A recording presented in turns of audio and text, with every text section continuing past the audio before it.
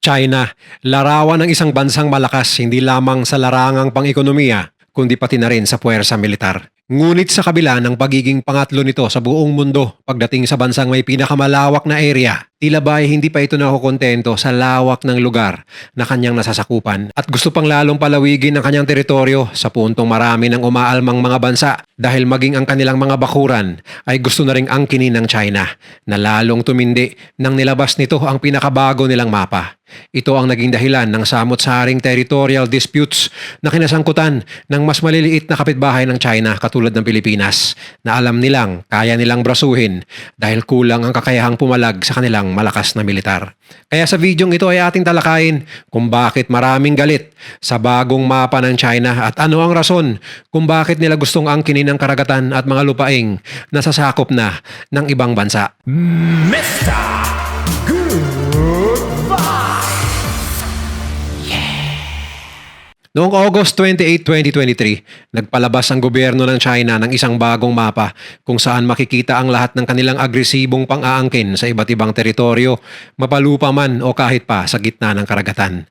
Noon pa man, maliban sa pagbibigay ng direksyon sa mga lugar, ang mapa ng China ay ginawa na upang ipaalam sa buong mundo kung hanggang saan aabot ang kanilang mga galamay. Simula 2006 ay nag-a-update na ang China ng kanilang mapa bawat taon at ang pinakabago nilang inilabas ang pinaka-agresibo sa lahat.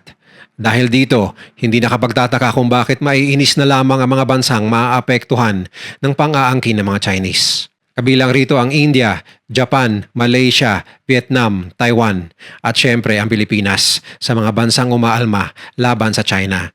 Ngunit bakit nga ba galit na ang mundo sa pinaka-latest na mapa ng China na tahasang nilabag ang boundaries ng maraming bansa na nakapaligid sa kanya? Sa bagong mapa na ipinangalandakan ng Chinese government, maoobserbahan na sadyang mas pinalaki ng gobyerno ang kanilang teritoryo. Mas malaki kumpara sa mga nakaraang taon.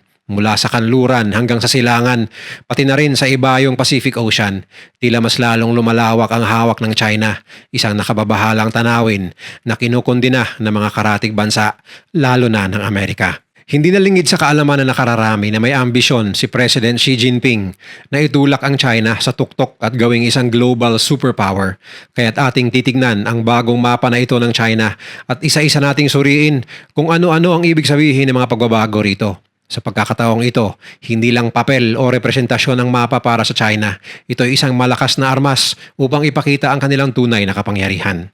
Umpisahan natin sa dakong kanluran sa bulubundukin ng Kashmir ay makikita sa kanilang bagong mapa na tuluyan ng inangkin ng mga Chino ang isang bahagi ng Kashmir, ang Ladakh Province. Ang bulubunduking rehiyon ng Kashmir ay matagal nang pinag-aawayan ng Pakistan at India at ngayon ay nakikisali na rin ang China sa agawan ng teritoryo dito. Kahit pa man itinuturing ang bahaging ito bilang pagmamayari talaga ng India, palihim nang naglalagay ang China ng mga infrastruktura, kalsada at mga paliparan dito. Dahilan upang umusbong ang matinding pagtatalo sa bandang ito ng Asya. Buti na lang at hindi rin nagpapasindak ang India na gumagawa rin sila ng mga hakbang upang kontrahin ang mga infrastructure ng China. Isang maagang paghahanda kung sakaling may mangyayaring malawakang gera sa nasabing border. Bilang sagot dito ay mayroong bagong ginawang border ang mga Chinese na kung tawagin ay ang Line of Actual Control kung saan makikitang inaangkin nila ang Kashmir Mountains na dati ng pinamamahalaan ng Indian government. Kahit pa man na ang Kashmir ay nasa kalagitnaan ng mabatong bulubundukin ng Himalayas, hindi nito napigilan ang ambisyon ng China na kunin ang teritoryong ito mula sa India at Pakistan. Hindi nakakagulat na hindi pabor ang India sa gawa-gawang Line of Actual Control ng China.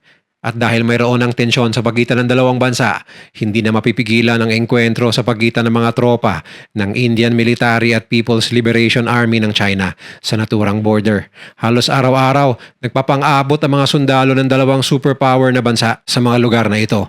Tila ba ay ginagawa na lang ng mga Indiano na almusal ang pakikipagbakbakan sa mga Chino dahil nagkasundo ang gobyerno ng dalawang malalaking bansa na ipagbawal ang paggamit ng baril sa pinag-aagawang lupa. Ang tanging armas na ginagamit ng mga sundalo sa pakikipaglaban ay ang kanilang mga kamao, mga batuta o di kaya ay mga pamalong kahoy.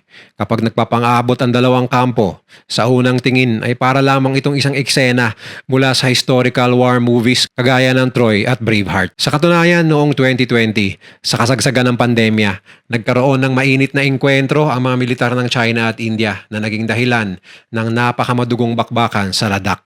Napabalita na 20 sundalo mula sa India ang nasawi at 4 naman na Chinese soldiers ang napaslang. Subalit ayon sa ulat ay tinago ng China ang tunay na numero at base sa investigasyon ng Russia, umabot daw sa 4 na po ang namatay na tropa ng PLA. Hindi ito ang unang beses na nagpatayan ng dalawang bansa sa border na ito. Sa loob ng 6 na dekada, simula pa noong 1962, nagkakaroon na ng maliliit na sagupaan sa bandang ito. Sa paglipas na mga taon, sa ilang beses na pagkatalo ng India sa Girian, unti-unti namang nakukuha ng China ang karapatan sa kabundukan ng Ladakh. Hanggang ngayon, napakagulo pa rin ang parteng ito ng India-Pakistan-China conflict. Maliban sa Ladakh, mayroon pang mga liblib na teritoryo sa Himalayas ang gustong kunin ng mga Chinese. Kung ano man ang rason ay wala pang tunay na nakakaalam. Siguro ay isa lamang ito sa kanilang mga hakbang upang patunayan na kaya nilang gawin lahat ng gugustuhin nila o kaya na may nakikita nila itong strategic na posisyon ng kanilang militar sa oras ng giyera. Pumunta naman tayo sa babang parte ng mapa sa Nepal kung saan naging bahagi na ng bagong mapa ng China ang ibang parte ng bansa. Bago pa man nila ipalabas ang kanilang bagong mapa, may lumalabas ng mga chismis at haka-haka na dahan-dahang gumagapang ang China at unti-unting inaagaw ang teritoryo ng Humla District sa Nepal, ang distrito na malapit sa kanilang border. Pinapasok ng gobyerno ng China ang maliit na bansang ito sa pamamagitan ng pagpapatayo ng iba't ibang mga bagay kahit na walang pahintulot mula sa gobyerno ng Nepal. Hindi naman ito nakapagtataka dahil napaka-corrupt di umano ng Nepali government at madali lamang silang mapasok sa bulsa ng China. Wala ring pakialam ang mga Chinese sa border at hindi nila nirerespeto ang kahit na anumang batas ng Nepal doon. At bilang patunay, ang unang bubungad sa titingin sa bagong mapa ng China ay ang indirektang pagsakop ng China sa kalupaan ng Nepal. Subalit hindi nila magawang umaksyon laban sa ginagawa ng China dahil sa laki ba naman ng pader na kakaharapin nila kung sakali. Napapagitnaan din ang Nepal ng India at China sa territorial dispute na ito, kaya ay napakahirap talaga ng kanilang sitwasyon at kailangan nilang magdahan-dahan sa kanilang mga gagawing desisyon. Sa kasalukuyan, mas pumapanig ang Nepal sa China at mas pinipili nitong sumang-ayon sa mga gusto ni Xi Jinping kaysa kay Prime Minister Modi ng India. Mahigit 600 kilometro naman mula sa Nepal, dadako tayo sa Bhutan, isang maliit na bansang napapaligiran ng mga bundok malapit sa mountain range ng Himalayas. Taong 2006, pinilit ng China ang Bhutan na ibigay sa kanila ang Kula Kangri, isang malaking bahagi ng mga bulubundukin sa bansa. Walang nagawa ang Bhutan kundi ang pumayag na lamang dahil alam naman nating napaka-agresibo ng gobyerno at militar ng China at gagawin nila ang lahat para makuha ang kanilang gusto. Ngunit hindi doon nagtatapos ang pang-aangkin ng China sa mga pagmamayari ng Bhutan. Ito lamang mga nakalipas na taon mapapansin na inuulit na naman nila ang ginawa nila noong 2006. Inangkin rin ng Chinese government ang Doklam Plateau, isang mataas na talampas sa dulo ng Bhutan. Ang dahilan bakit inaangkin ng China ang Doklam Plateau ay dahil sa posisyon nito sa mapa. Kung susuriing mabuti, ang Doklam ay nasa pinakadulong bahagi ng kanluran ng Bhutan na sadyang napakalapit rin sa India. Nakunan din ng satellite ang mga ginagawang military base at mga daanan ng China sa bandang ito na gagamitin di umano nila kung sakaling magkaroon ng all-out war laban sa India. Hindi na rin nahihiya ang China at binago na nila ang pangalan ng Doklam Plateau bilang Donglang at kagaya ng inaasahan ay bahagi na rin ito ng bago nilang mapa. Katabi naman ng Bhutan ay isa na namang napakalaking teritoryo, ang Arunachal Pradesh na bahagi ng Tibet. Pero ayon sa bagong mapa ng China ay di umano'y nasasakop na ito ng kanilang bansa at pinangalanan na nila itong South Tibet. Subalit ang lupang ito ay matagal nang kinokontrol ng India. Sa katunayan, ilang dekada na itong pinamamahayan ng libu-libong mga Indian na dito na bumuo ng pamilya at pangkabuhayan. Mainit pa rin ang tensyon sa bahaging ito dahil hindi kinikilala ng China ang border na pinanghahawakan ng India na kung tawagin ay McMahon Line.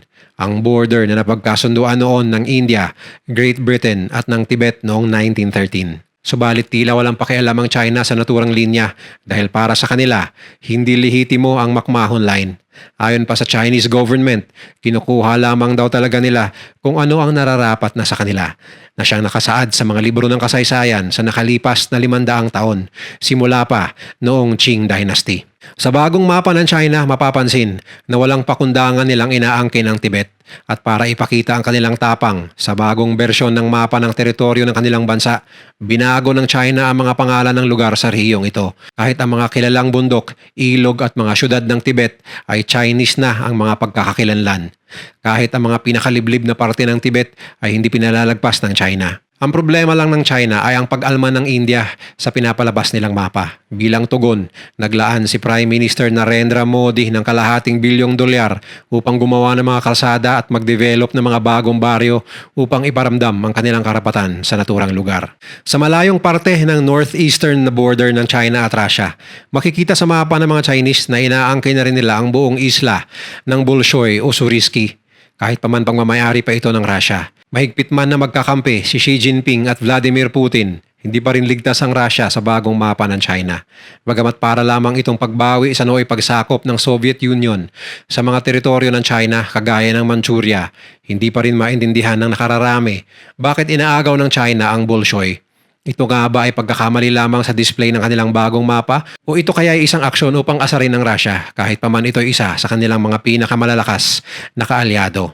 Dumako naman tayo patungo sa Southeast Asia kung saan may nagaganap na ring tensyon sa pagitan ng China at Myanmar. Simula pa man noong lumaganap ang COVID-19 pandemic, palihim nang gumagawa ng napakahabang bakod ang China sa kanilang border patungong Myanmar, ang North Shan State. Ang border na ito ay minsan ding naging dahilan ng ugnayan ng dalawang bansa dahil sa kalakalan. Ngunit dahil na rin sa paglaganap ng mga smuggler ng mga illegal na droga at pati na rin ang pagtawid ng mga kriminal mula sa Myanmar, napagpasyahan ni President Xi Jinping na isara ang nasabing border sa pamamagitan ng paglagay ng milya-milyang metal na bakod na siya namang hindi ikinasiya ng mga mamamayan ng Myanmar. Ang malaking bakod na ito ay kahawig ng ginawang pader ni Donald Trump sa Mexican border noon. Subalit mas napatunayan na naging epektibo ang bakod na ginawa ng China. Binago ng bakod na ito ang malayang paglabas-masok ng mga tao sa border dahilan upang sumiklab ang galit ng mga simpleng mamamayan na apektado ang pamumuhay dahil sa pagsara ng border. Totoo nga namang mainam itong proteksyon laban sa mga illegal na gawain, ngunit isa rin itong patunay kung gaano katindi ang mithiin ng China na higpitan ang mga teritoryong hawak ng kanilang bansa. Galit na galit ang mga mamamayan ng Northern Shan dahil sinasali ng mga otoridad ng China ang paglagay ng bakod sa kanilang mga pagmamayaring lupa. Ekta-ektaryang sakahan at palaisdaan ang kinuha ng Chinese government na naging dahilan ng paghihimagsik. Ilan sa kanila ay sinubukan na ring sirain ang napakahabang bakod, ngunit hanggang ngayon ay nakaharang pa rin ito sa border. Nabanggit ko na ang ilang mga teritoryo sa lupa, kapatagan man o kabundukan o kahit na ang talampas na inaangkin o kaya pinipilit kunin ng China. Ngayon ay dumako naman tayo kung saan kitang-kita at pinaka-obvious ang pambabraso ng China, ang karagatan ng South China Sea. Matagal nang inaangkin ng China ang napakalawak na karagatan na kung tinatawag nila bilang ang South China Sea. Kahit noon pa man, ipinapakita na ng kanilang mapa kung gaano kalawak ang di umano'y pag-aari ng Republic of China. 1940s nang buuin ng gobyerno ng China ang isang linya, ang Nine Dash Line, kung saan ipinapakita ang napakalawak na border ng South China Sea. Katakataka kung paano sila nakabuo at ano ang basihan nila ng ganitong linya, kahit pa man hindi ito pinayagan ng mga kalapit na bansa sa East at Southeast Asia. Noong 2016, idineklara ng International Tribunal na invalid at illegal ang Nine Dash Line dahil walang balidong basihan ng China sa kanilang pang-aangkin sa karagatan. Subalit isinawalang bahala ito ng Chinese government at patuloy pa rin ang kanilang mga misyon dito. Sa mga nakalipas na taon, nakagawa na ng mga artipisyal na isla ang gobyerno ng China sa karagatan ng South China Sea. Dose-dosena mga isla na pinamamahayan na ng mga military base at kung ano-ano pang uri ng infrastruktura mula China.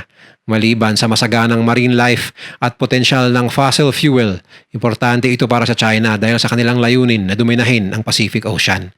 Mapamilitar man o para sa pagpapaunlad ng kanilang ekonomiya at ang tanging hadlang dito ay ang first island chain na binubuo ng Japan, Taiwan, Philippines at Indonesia. Kahit pa man napagdesisyonan na ng buong mundo na illegal ang Nine Dash Line, abay hindi pa nga nakontento ang China at ginawa na nila itong bagong 10 Dash Line Oo, nadagdagan na ng isa pang linya ang border sa karagatan kaya't labis-labis itong ikinagalit ng mga kalapit na bansa, lalong-lalo na ng Pilipinas at Malaysia. Ang pang-10 linya ay dadako na malapit sa Japan kung saan makikitang inaangkin na rin nila ang Senkaku Islands. Maoobserbahan din sa linyang ito na hindi talaga tumitigil ang China sa pang-angkin ng Taiwan kahit pa man matagal ng independent ang maliit na islang ito mula sa Chinese Communist Party. Ngunit matagal nang pinangangalandakan ng China ang 10-dash line. Sa katunayan, ang mapa na isa na publiko ng China noong 2016 ay mayroon ng gantong uri ng linya. Ngunit bawat taon, pabago-bago ang teritoryong sakop ng pansampung linya na nagiging dahilan ng pagkabahala ng ibang bansa dahil ganun-ganun na lang at nakakabuo agad ng China ng bagong border at ang kanilang pinaka-latest version nga nitong 2023 ay lalong naka-highlight ang mga nabanggit na lugar sa kanilang lupain at karagatang nasasakupan. Hindi natitinag ang China sa samot-saring reklamo ng mga bansang inagawa nito ng teritoryo kahit paman sa International Tribunal kagaya ng UN. Kaya lalong nanghihimutok ang maraming bansa at maging ang buong mundo sa gawain nilang ito. Subalit tulad ng Pilipinas na hindi kayang banggain ng kanilang militar na madalas nilang ginagamit upang sindakin ang mas maliliit na bansa, ay aasa na lang tayo sa tulong ng Amerika at sana nga ay magkaisa na ang mga bansa sa Asia upang bumuo ng alyansa tulad ng NATO sa Europa upang maramdaman ng China na mahina man ang mga bansa sa kanyang paligid kapag nag-iisa ay hindi naman ito basta-basta kapag nagsama-sama. Ikaw, sa tingin mo rin ba ay panahon na upang bumuo ng Asian version ng NATO upang labanan ng China? Magbigay lang ng iyong mga opinion sa comment section sa baba. Kung nagustuhan mo ang video na to, share mo naman sa iba at mag-subscribe ka na rin. Panoorin mo na rin yung mga videos na nasa kanan para lalo pang maubos ang oras mo.